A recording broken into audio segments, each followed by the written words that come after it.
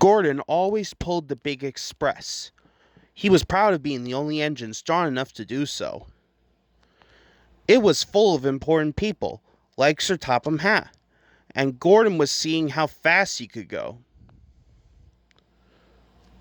He said the coaches. In a minute, Gordon would see the tunnel where Henry stood bricked up and lonely. But Henry didn't know how to ask. Said Gordon. He was almost there when, whoosh! And there was proud Gordon going slower and slower in a cloud of steam. His driver stopped the train. Asked Gordon. Said the driver. Said Gordon. Everyone came to see Gordon, said Sir Topham Hatt. While the conductor went to find one, they uncoupled Gordon, who had enough puff to slink onto the siding out of the way. Edward was the only engine left.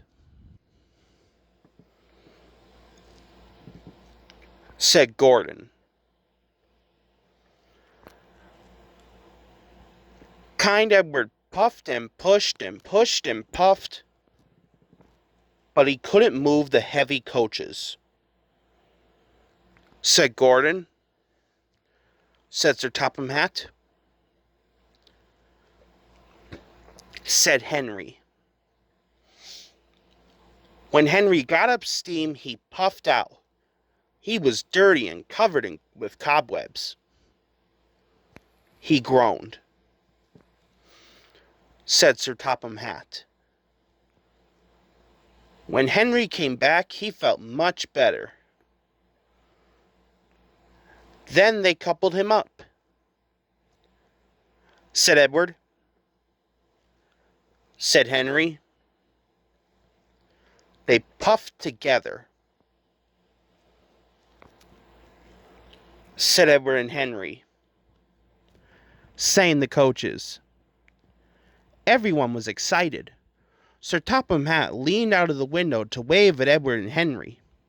But the train was going so fast that his hat blew off into a field where a goat ate it for tea. They never stopped till they came to the station at the end of the line. The passengers all said thank you, and Sir Topham Hatt promised Henry a new coat of paint. On their way home, Edward and Henry helped Gordon back to the shed. All three engines are now great friends. Henry doesn't mind the rain now. He knows that the best way to keep his paint nice is not to run into tunnels, but to ask his driver to rub him down when the day's work is over.